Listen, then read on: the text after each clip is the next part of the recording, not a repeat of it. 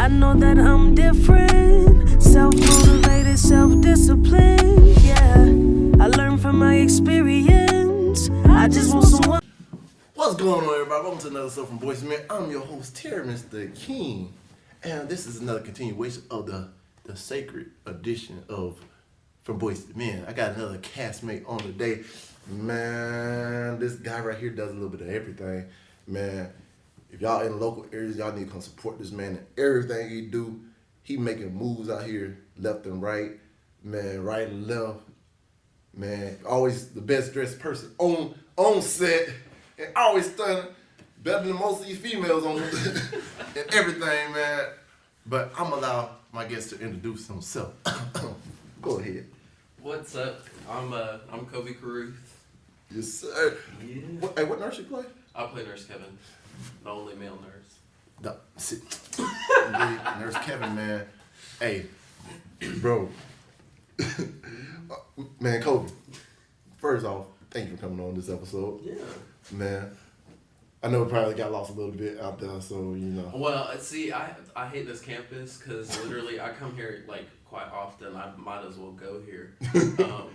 And I was like, okay, I know where this is. And then, you know, the GPS always takes you to the wrong parking lot. It takes you to one that's like all the way over here. Yeah. And then I was just like, let me just check and make sure. And I saw the directory and I was like, I'm right in front of You right there. Oh yeah. Okay. So yeah. Oh, yeah. But I just hate how far the parking lot is from all the buildings. Like you gotta. Trust me, that's They been a make problem. sure you exercise here, and that won't work for me because I wear heels all the time. So if I'm walking all the, I'll be trying to tell them, hey, that's why I usually I had a skate, I had a longboard and a bike. I was like, shoot, one way or another. I ain't doing all this stepping. At that point, I might as well get those Heelys and just roll around. Hey, roll around campus. Hey, but low key, they got a lot of crack, so you might fall and bust this. But no, Kobe, let's go ahead and get into this. First, man, give the people a little background about you. Talk about what you do and everything. Well. Other than acting. Other than acting.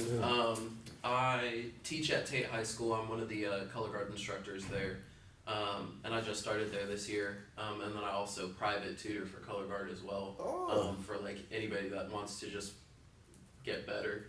But then I'm the bearded beauty of Pensacola, so I'm one of the drag queens, Fantasia Divine. Yeah. So, doing your thing. Oh yeah, I do a lot. I wake up and I'm already walking, putting clothes on, walking out the door. So no time to breathe, no time to do nothing. So how you get into the drag queens and stuff?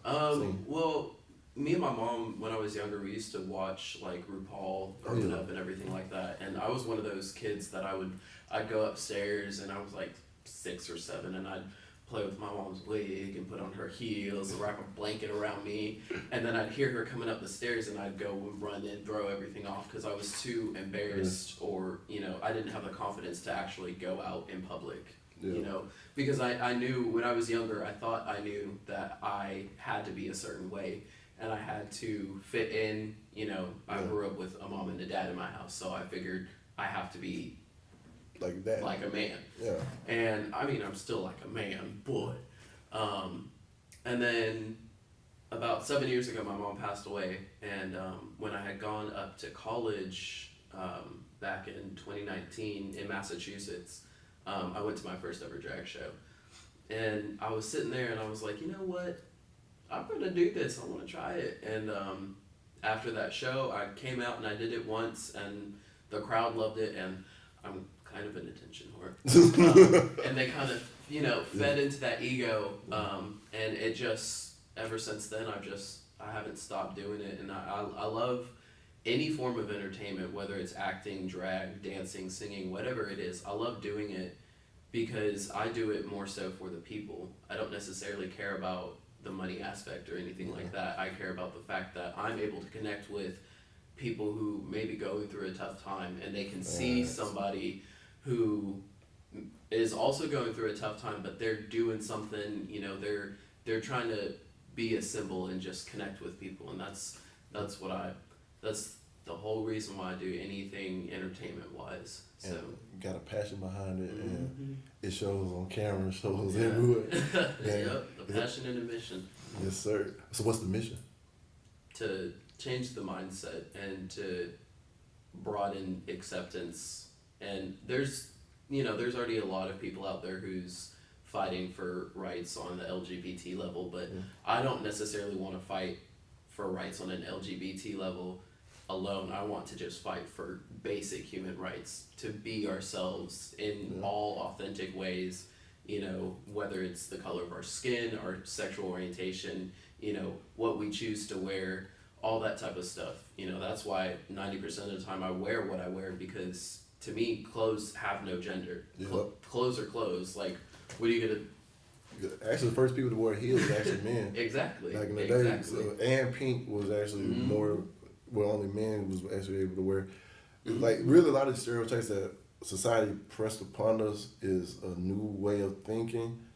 Because if you go back to early, like, 1500s, you'll be shocked. Men were wearing wigs and makeup kilts and dress. heels.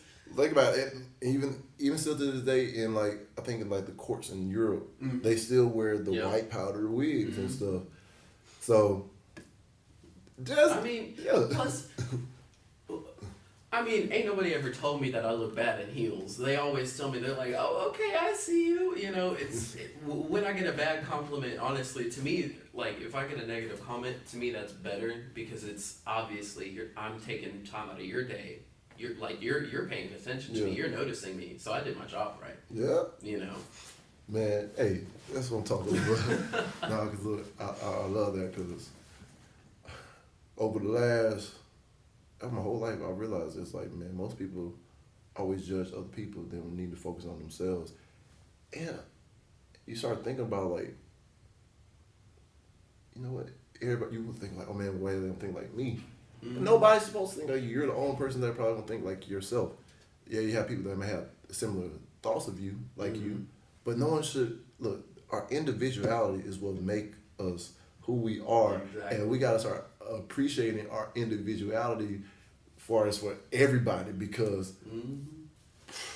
I mean, at the end of the day, the way that I look at life, and it's a symbolic way of looking at it, but everybody says like we're on a path, and our path just leads, I view it as like I have a very imaginative mind, so I'm like actually painting a picture in my mind, and it's a path that we're all walking on our own. It all leads the same way. We're all going from one side to the other, but our path may go this way and then come back this way, but it's still going to keep going forward, and nobody else is going to be on your path with you. They may be next to you, and their paths may be close, whether it be a loved one or a close friend, but your path is still going to go this way, and they're going to just keep going, and that's why I live my life to my fullest extent. I do things for other people, but at the same time, I have to realize that going throughout this life, I'm living it for myself. Nobody else is living my life, and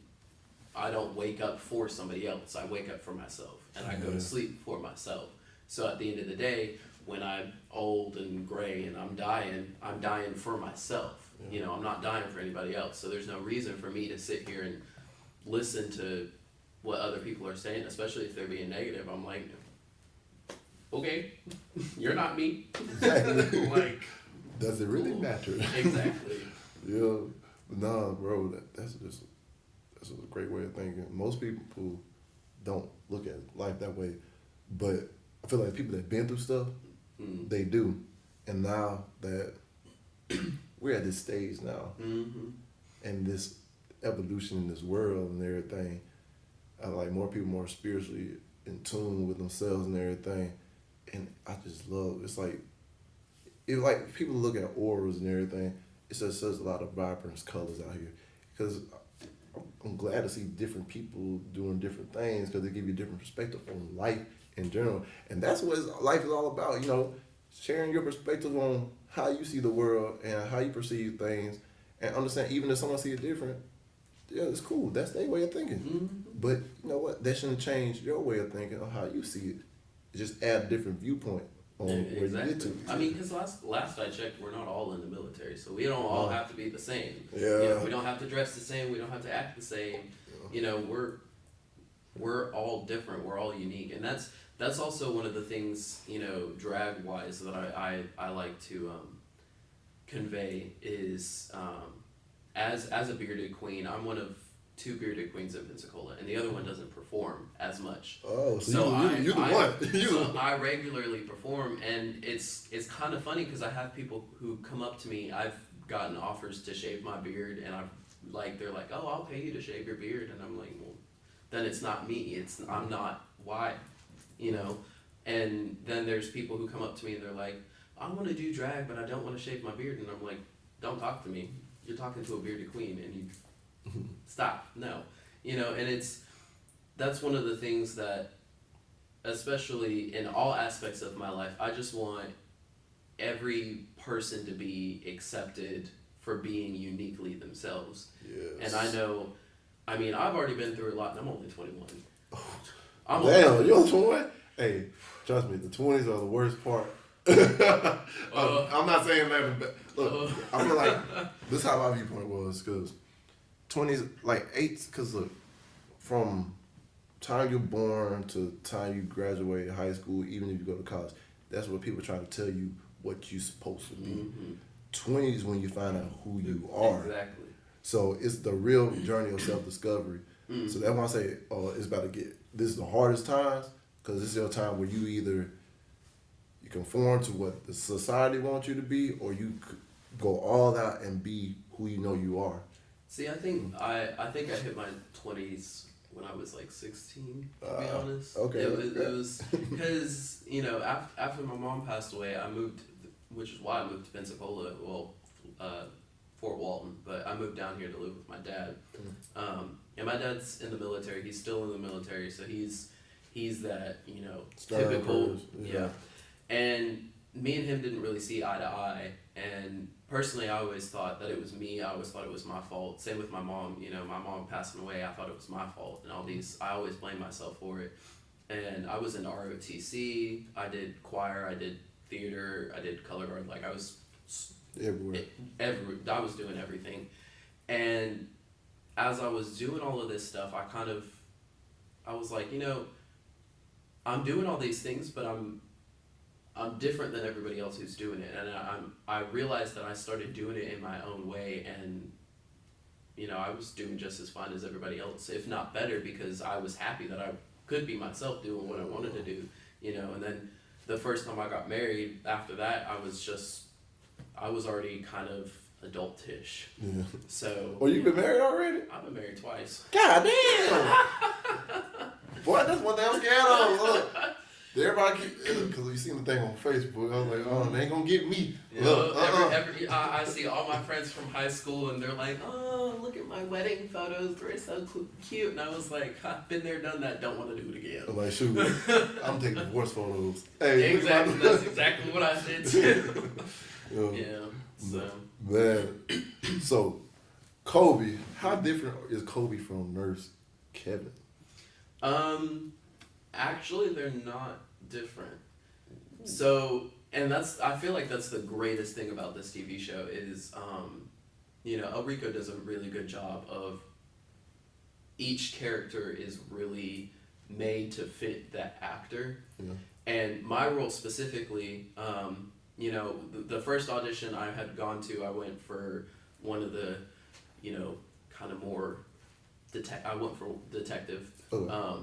And that one, I thought it fit me. I had the same backstory, but you know, I wasn't like intimidating enough, which makes sense. And then they had me try out for another role, and it was kind of thuggish, and I was like, okay, I mean, I could be thug, you know? And I had gone for that audition, and I know I totally bombed it, and I'm just not thug material. And then I had gone back for the callbacks, and they wanted me to do a different person. Every audition that I did, I had to do a different person. So then we went for the callbacks, and you know, they had you do the scene, and then if they liked it, they'd have you do your monologue. Well, I was in the group with like 5 people. One person did his scene, got it over with, went on one side of the room. The other person did his scene, got it over with, went on the other side of the room. I went up there to go do my scene, and he said, no, I just want you to say your monologue. And I was like, can I just leave now? If you don't want me here, you just tell me that. And so I had done my monologue, and he just stared at me for like, it felt like 2 years. I was just standing there, but it was like 5 seconds. But he was just kind of like, we've had the hardest time. I've been talking to the producer. We've had the hardest time figuring out where to put you in the show. And right there, my heart just broke because I was like, okay. I don't want to be a part of the show anyways. And so then I was like, I went through this whole mental breakdown in like 2 seconds, and then he was like, so we're just going to write a character for you. And so they wrote Nurse Kevin based off of me. And when I had called him and I said, how do you want me to play this character? What is this character? He said, it's you. Be yourself. And so when I'm on set, I'm me, Oh my God. And so dang, that's a look, I think Mr. Rico probably seen so much something. You said, bro, he got to be in here.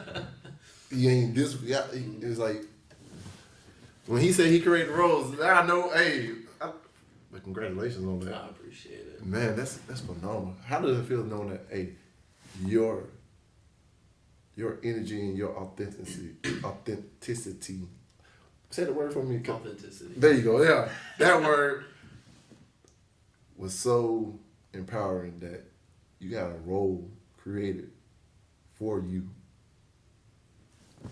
I mean, I'm not one to like kind of brag or anything like that. I don't like to do that type of stuff. Yeah. I'll give myself a pat on the back, and then I'll just keep going because there's always something.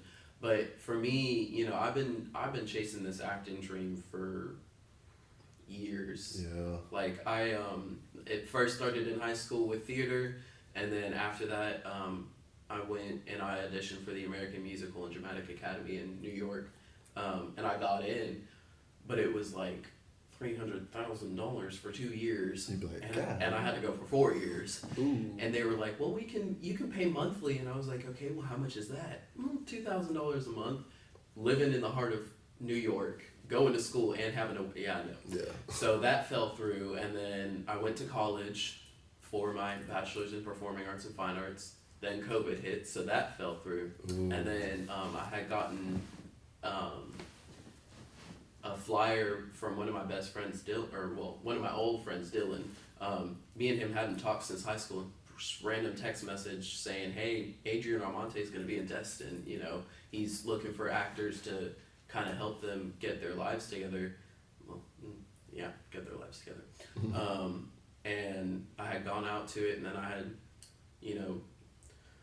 unfortunately paid like $6,000, but I went to I went to Hollywood, and I performed in front of 16 casting agents and some casting directors, and I have like 4 or 5 actors on my resume now because of it, and then nothing came out of that.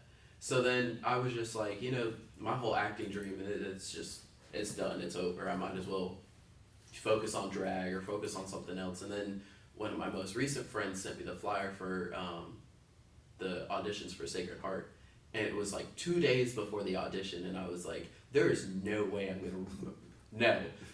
But then I did it, and it's very satisfying to know that after all of this hard work, finally I'm being seen, my voice is being heard, and my talent is there for people to see, instead of me just knowing what I can do but not having the platform to do it and show people. So it's definitely one of those, I gave myself a little confidence boost because I got a whole character growth, but then I was like, okay, that's step number 1. Now let's just keep going. Can we let's grow this? Let's get shows made after me. Let's get like movies, and not necessarily made after me, but more so to where I can just be myself. And that's the most important thing. Acting, we play the part of somebody else, but that character is somehow still us. And live inside. Exactly. And if we can get these parts that we can connect so easily with, then it just makes that us being on screen, it makes it that more authentic rather than it being scripted and you're watching and they're like, oh no, our table, it's broken. Yeah. So. No, because I agree with that completely. Because even to a certain extent, for my character, I used to be that guy. Mm-hmm. So for making that switch, it was just like I just had to dig into the side of me that's like I try to suppress and I healed from. Mm-hmm. But in a way, it sort of was a healing process too, to see where man, I used to be like this. Mm-hmm.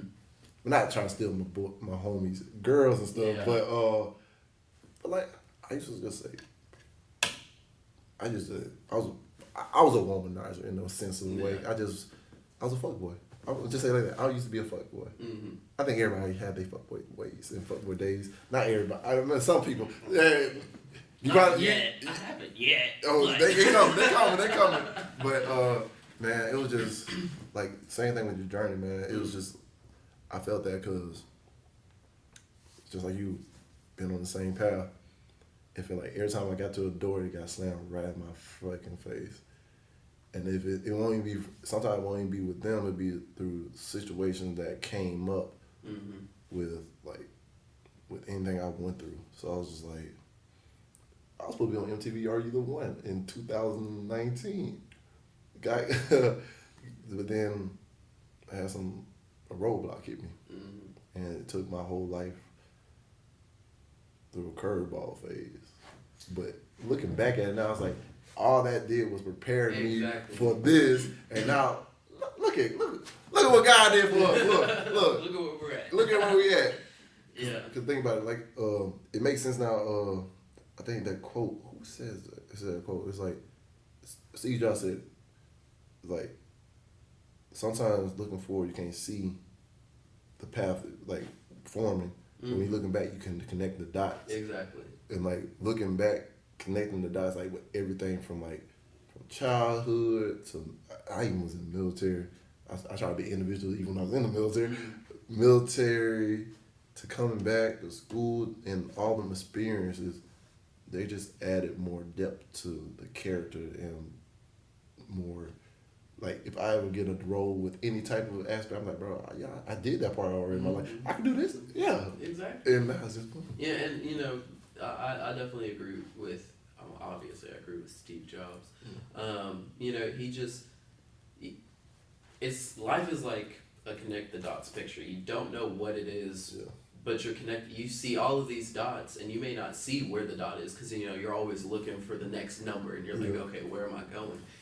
But at the end of it, it always makes a picture, and touching back on, especially with you having your character to where you can have something that's you're reflecting back in a positive way. You're able to look back and say, you know what, yeah, that was me. Let me tap into that because now I know what it's like. I know how to feel those emotions, and let me showcase that. And that's one of the things, especially with my students, that I want to, and for anybody, I really want them to go out and find some type of,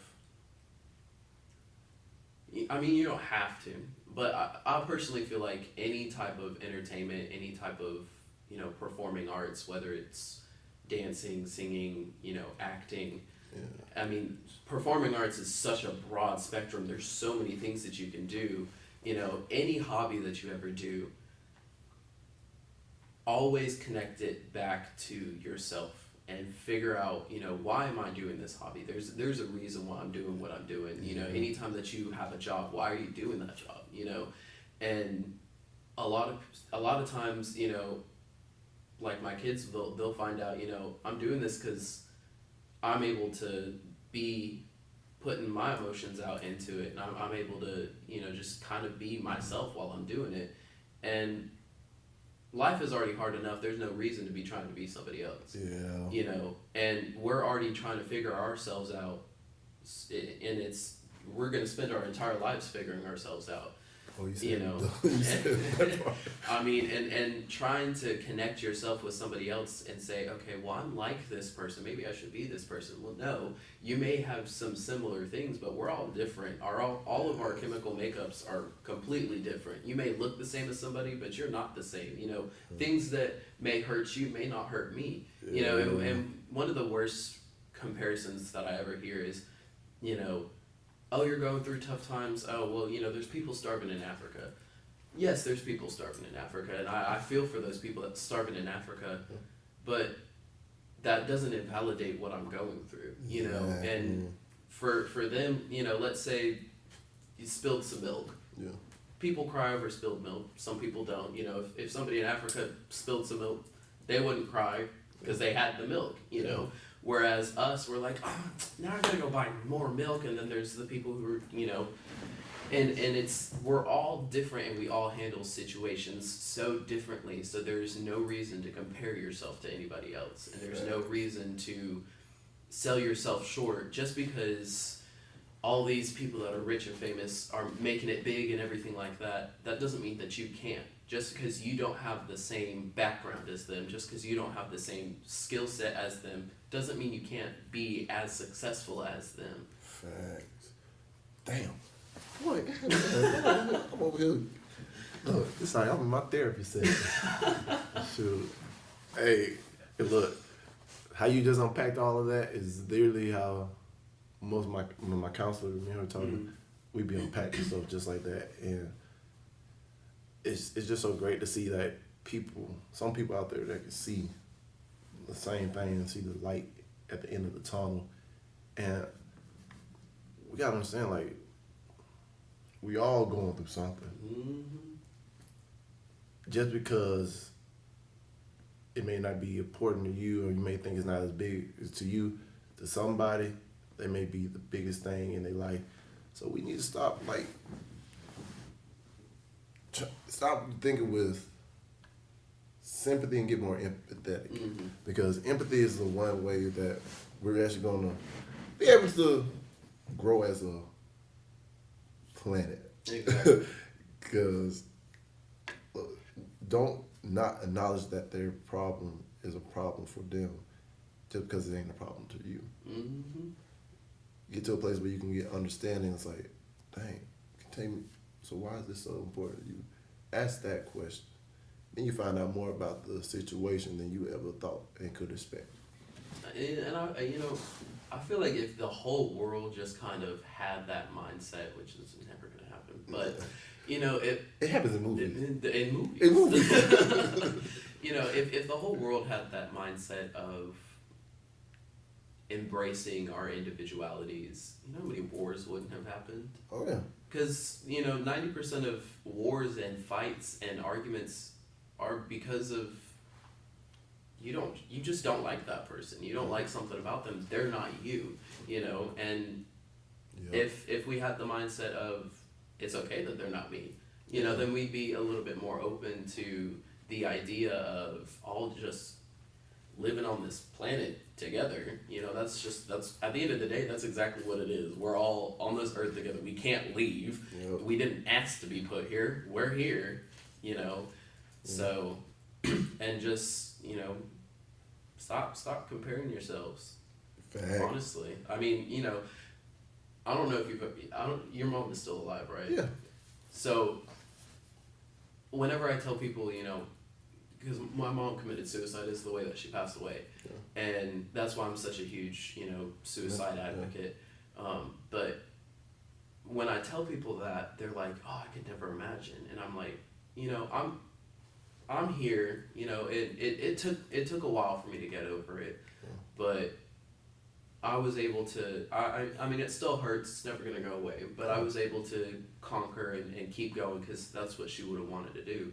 And then, you know, other people are like, oh, I don't think I could continue living, you know, and I mean, to me, that just shows how different everybody is, you know. I can do it because I've been there and I've done it, you know, and it was a hard journey, but I was able to do it. And, you know, people looking into it, they're like, oh no, I could never do it. And then there's other people One of my old friends, he was talking to me.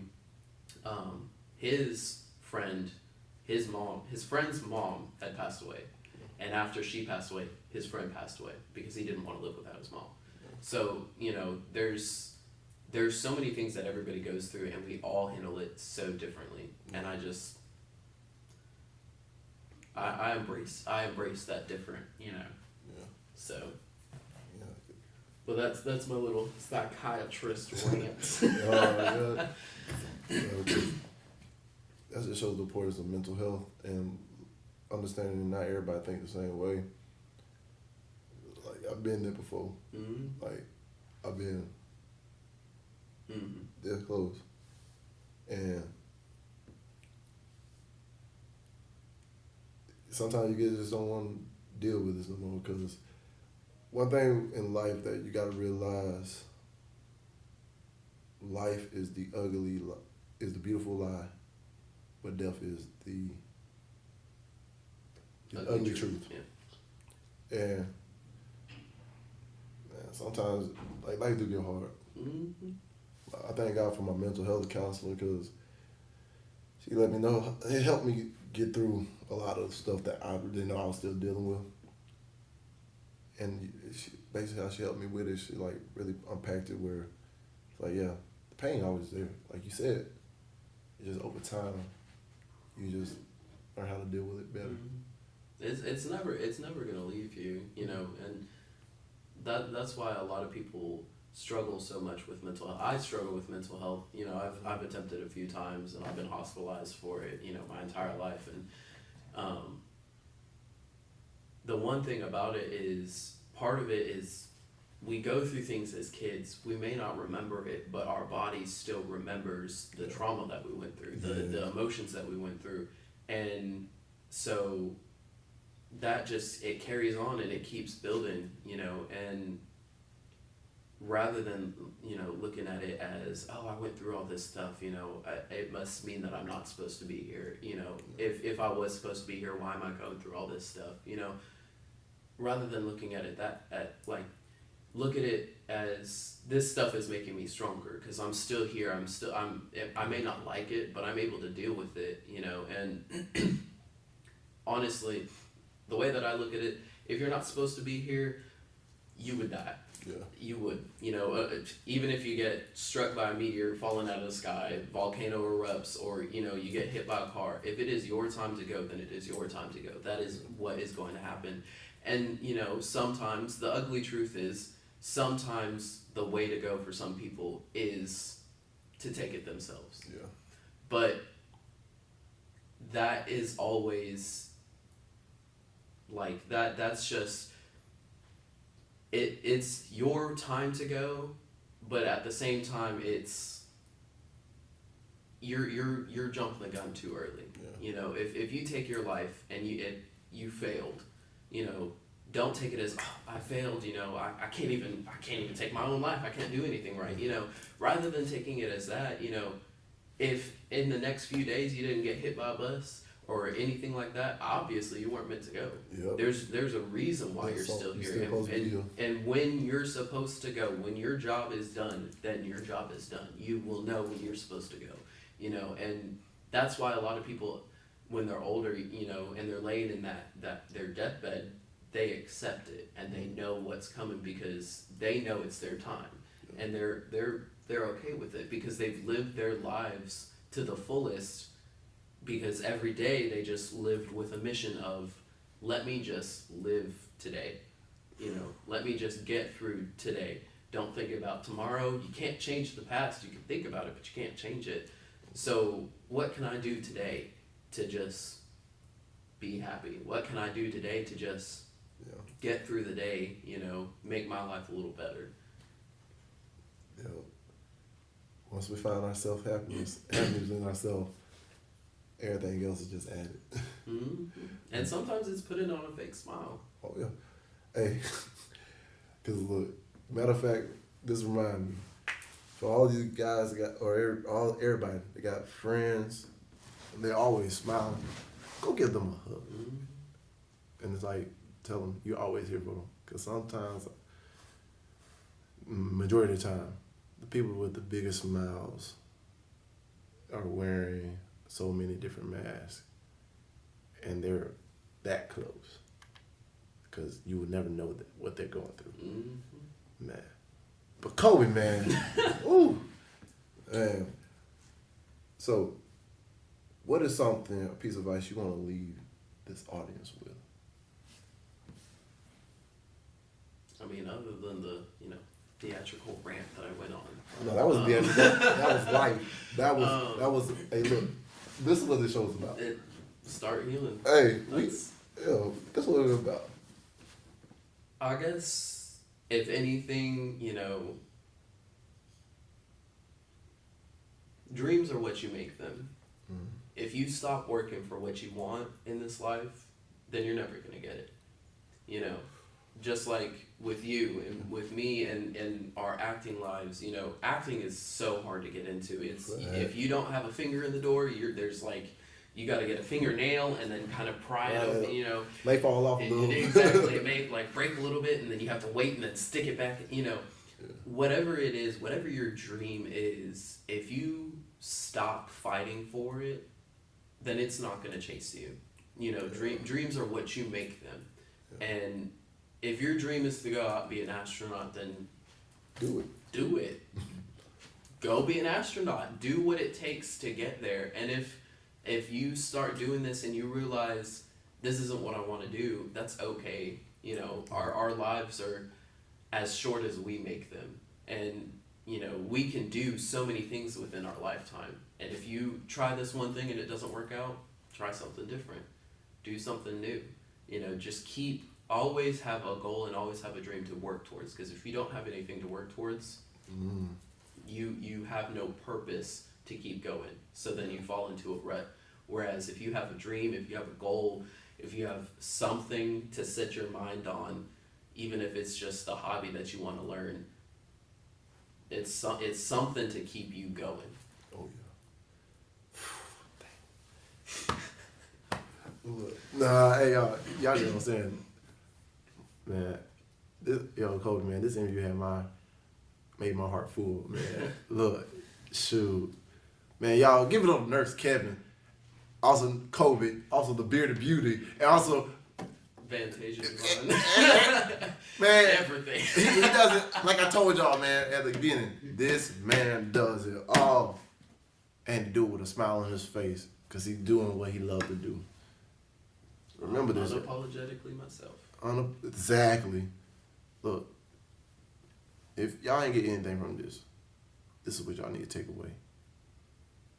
Find out who you are and be who you are unapologetically to the fullest of your capability, because this is your life. You gotta live it for you. Not for the next man, not for your parents, not for anybody else, but for yourself. You got a dream, go get it. Like you said, you gotta go get it. Because look, God dangling in front of your face, he's just gonna see what you're trying to do to go do it. And the first 2/3 of the part of God is go. So that means get your ass up and get on. Yeah. Man, but Kobe, man, thank you again for coming on. Man, I want to thank y'all for tuning in, for watching. And like I say before, we always leave. Dream big dreams, because small dreams have a little magic. And how big would you dream if you know you couldn't fail? And you remember this. You do your best and let God take care of the rest. Man, thank you again, Kobe. Nurse Kevin. Hey, thank y'all again for tuning in. And y'all, peace, love, happiness, y'all. We out. Yeah! I know that I'm different, self-motivated, self-disciplined, yeah. I learned from my experience. I just want someone to take me serious. Real questions that I ask. How long will this solo trip last? I'm content with being alone in the past, but it's changing and it's something I can't grasp. Turn off my phone, I'm in my zone, so now I'm acting different. I'm to myself, I'm in my head, mapping out this life I'm living. Shadow work on myself, I done already seen hell. Can't fit in, so I rebel, but I don't miss a beat. I don't miss a beat.